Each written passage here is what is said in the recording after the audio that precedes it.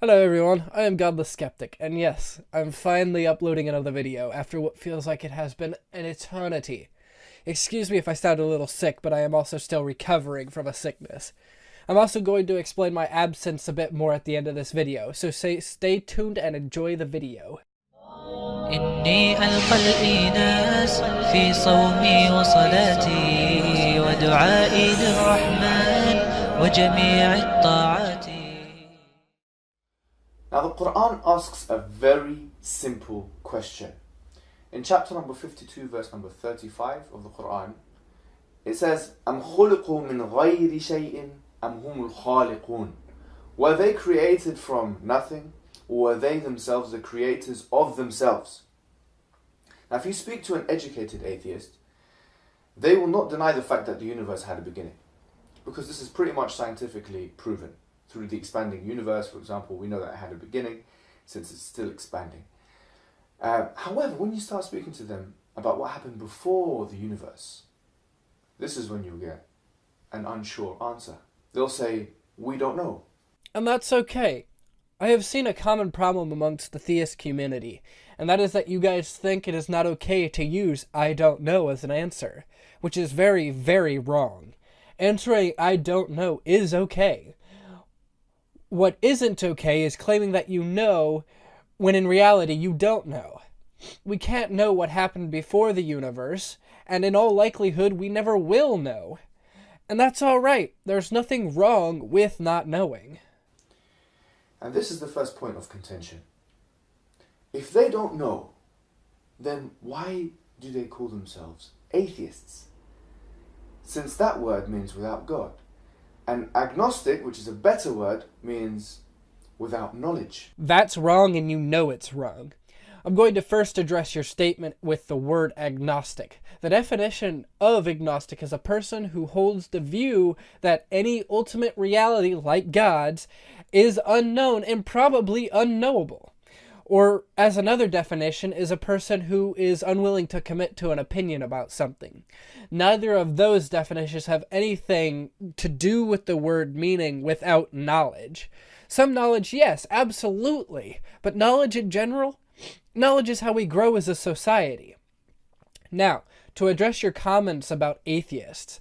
An atheist is a person who does not believe in the existence of a god or any gods.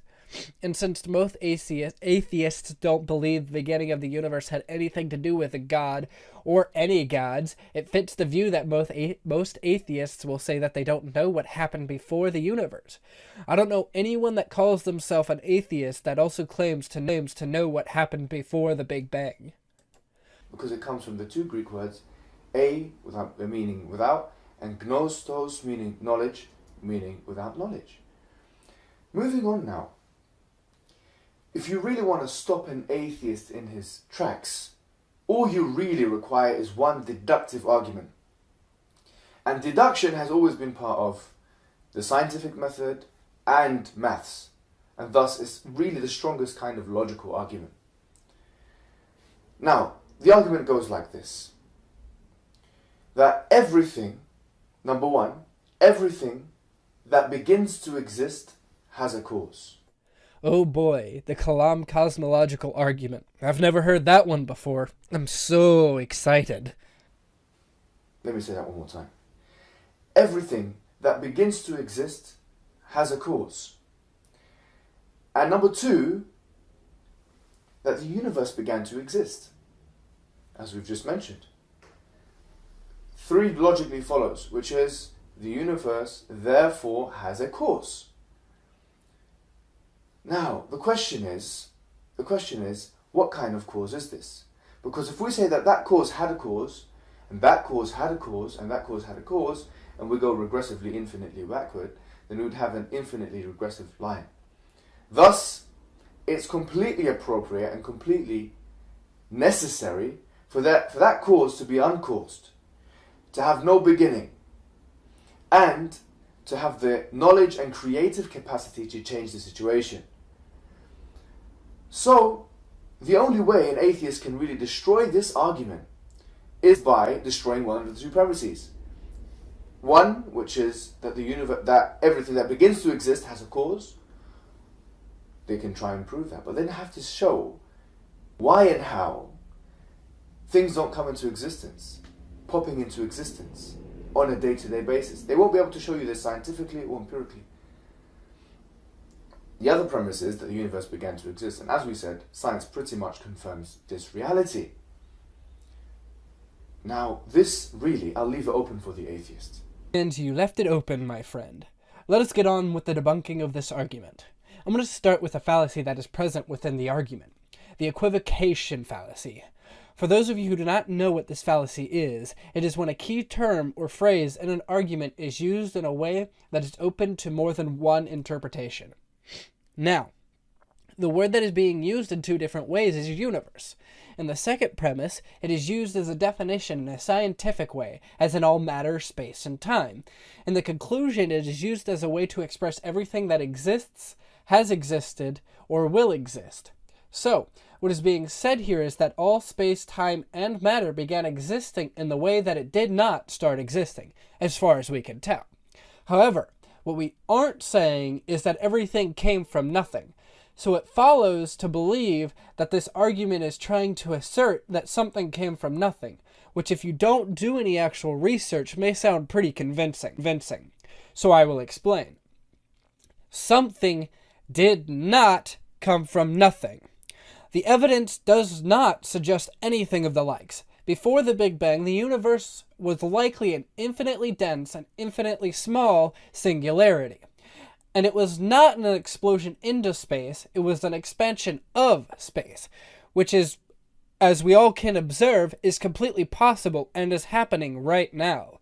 The last thing I would like to mention about this argument is that the proponents of this argument are usually committing the fallacy of argument from ignorance. How, you may be asking yourself? Well, simple. The argument itself doesn't actually entertain that a God had to have created or had to have been that cause. They just use it to go, I don't know, therefore God. Try and break down this logical argument. Done. You're welcome. Try and break it down. Another argument that you can bring forward to the atheist is what's referred to commonly as the fine-tuning argument. Oh no, here we go again. Another bunk argument. Now before I begin, I want to define fine-tuning here as that the universe is so fine-tuned that it would allow life to exist. I'm not talking necessarily about aesthetics, how beautiful the universe is or whatever. Most people who have heard or even seen this argument knows what it's supposed to be about, so you can just carry on. I'm talking about this particular definition, that it allows life, any kind of life, to exist anywhere in the universe. Yeah? Now, if you look at Paul Davies, for example, as a cosmologist, he said that now this broad, basically, agreement. He said there's a broad agreement between the physicists and cosmologists that the universe is fine-tuned for human life. My biggest problem with this statement is that I would argue that it isn't fine-tuned for life, not even remotely. However, since we are on the topic anyways, I'd like to point out that it's far more likely that life evolved to fit within the universe, not that the universe evolved to create life or to harbor life. It's like saying the hole in which a puddle sits is perfectly made for that puddle. No, the puddle formed to the hole, not the other way around. And this is a broad agreement between theists and atheists, believers and disbelievers, right? So you don't have to believe in God to recognize this reality. Now there are three actual options, as you can choose one of them, to how this universe became so finely tuned. Option number one is that it evolved somehow. Well, this option is not available in physics, and there's no actual evidence of that at all. And no serious physicist has ever made such a proposition. Thus, it's unscientific. Thus, you cannot say that. I'm having a hard time trying to understand what you mean here. What do you mean by it evolved? Because by the definition, which is to develop gradually, especially from a simple to a more complex form, your claim is just false that the universe can't evolve. It has, from just a few elements, to the entirety of what we call the periodic table of elements. However, I don't think that is what you mean. Option number two is that the universe is like this because it's a random generation, it's a chance factor. And this is what lots of atheists actually do say. Now, having said that, if you look at Roger Penrose, he's a physicist in Oxford University, he was talking about the entropy levels in the beginning of the universe. And he says that the possibility of the entropy level being the way it is in the beginning of the universe is, and he says, 10 to the power of 10 times 123. And that's a big number. That's just one calculation for one of the components of the universe in the beginning of the early stages of the universe. Alright, let me pose this to you. Suppose you have a die. What is the possibility that you will roll 6 sixes in a row? 1 over 46,656. Now, what is the possibility of rolling any combination of specific numbers when you roll the die 6 times? Still 1 over 46,656. It does not seem all that special anymore, does it? Now, having said that, you should know through just this evidence that saying it's a chance factor that the universe came into being is a ridiculous option that shouldn't even be uttered. The third option is that there was a designer, there was a creator, there was an inventor. This makes more sense, doesn't it? Okay, if you don't want to admit it now, it doesn't matter. If you don't want to admit it, it doesn't matter. If there was a designer, why was the universe so poorly designed? It was designed in a way to make it as hard as possible to explore the universe because our lifespans are only a fraction of what would it take to even get to the nearest star. Or that the fact that the thing that gives us life will also kill us in an instant if we were left unprotected to it in most environments. Or that our bodies are only 25% efficient at converting food energy into mechanical output. If we were designed, why were we designed so poorly? Why would this God design us so badly? These are only 3 of many things wrong with the idea of an intelligent designer. I just want to say something to you guys, to the atheists. Seriously, this is what I want to say. That you don't even need to logically follow these arguments that I'm putting forward to you. These arguments make sense, they're logically grounded, but you don't need to follow them. Because it's actually a natural predisposition to believe in God. Babies are born not believing in God. They are then indoctrinated from a young age to believe that there is a divine being. So, tell me again that we have a natural disposition for believing in God? Ah, that's what I thought. And as the Anthropological Society of Oxford University have concluded through some very important studies that have happened in 2011, for example, that belief in God is a predisposed belief within children. So to believe in God, you don't have to actually follow any logic whatsoever. You don't have to be a smart person. It should be a natural thing. So I say this. I say it's time now. It's time to stop fooling ourselves. It's time. What did you say? No, I'll say it one more time. I said it's time. It's time to release yourself from the suppressive shackles of atheism that are stopping you from realizing your true potential.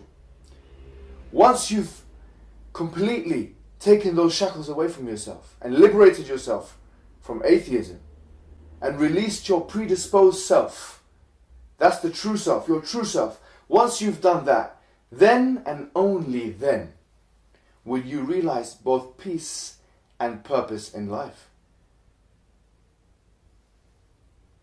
Then and only then will you reach the basic human function.